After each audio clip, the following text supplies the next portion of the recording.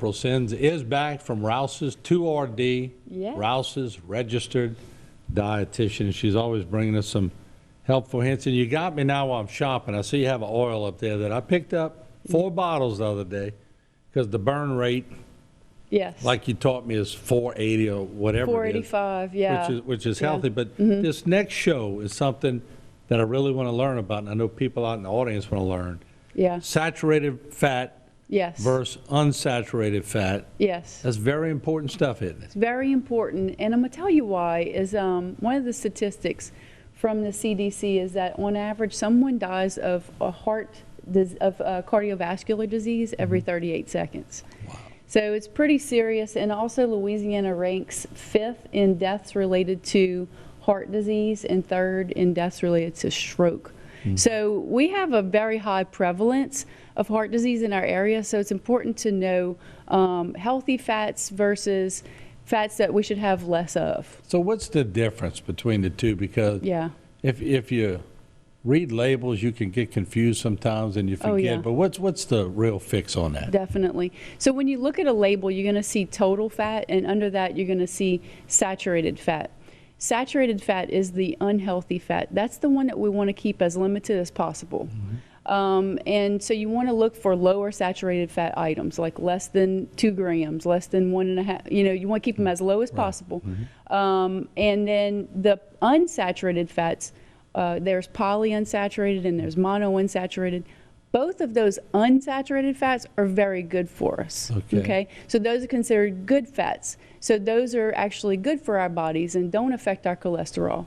The saturated fats do affect other So areas. saturation, bad. Just Saturated, yes, yes. So the way I look at it is when you think of saturated, it's something that's just going to sit there. I think of sit, okay? Okay. And so it does like to cause plaque in the arteries and things like that. So that's what causes buildup and actually promotes heart disease. So we want to have less saturated fat, more good fats. Our body What likes about those trans good fats. fat? Trans fats are actually not good for us. Okay. And so that's actually something that we would want to look for, no trans fats in our food. A lot of margarines have been made with trans fats and things like that. Oh, So we used to think margarines were so good. yeah. So there's actually some great oils that we have that you can look for. And I mean, really, I could talk a long time. I could do several segments on fats because you can find it in so many different types of foods. But I want to tell you about some oils that we have, which are really great. So we have, of course, olive oil. So a lot of people have jumped on the olive oil train because we've recognized how healthy it is for us. And Rouses has a great olive oil that is sourced from Italy.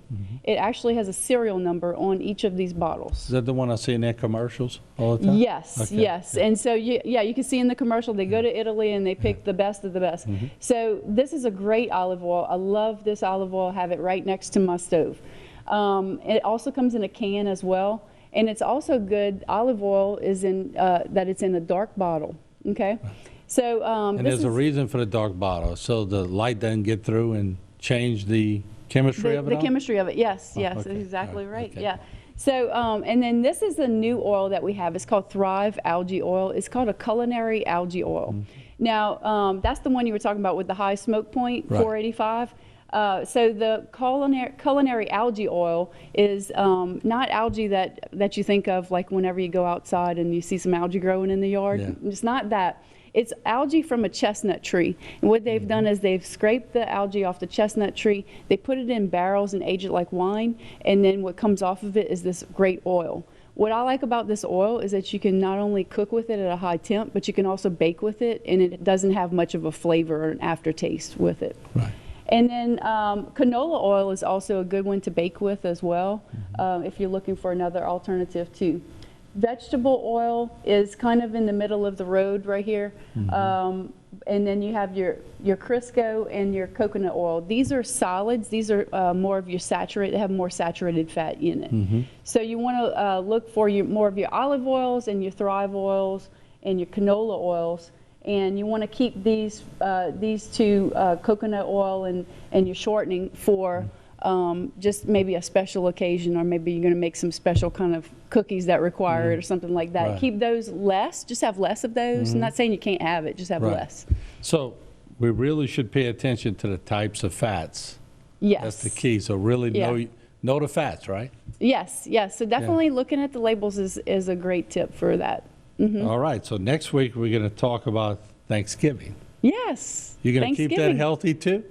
I'm going to try. Yeah. Well, that's hard to keep these it's all- holidays healthy, Oh, I huh? tell you what, it's all about balance. So, Right. I mean, we all have our good things that we love. We'll talk about that next week, too. Moderation. Moderation. There you That's go. our favorite word. All right. Thank you, April. We appreciate it. We will see you next week as we talk about Turkey Day. It's all next.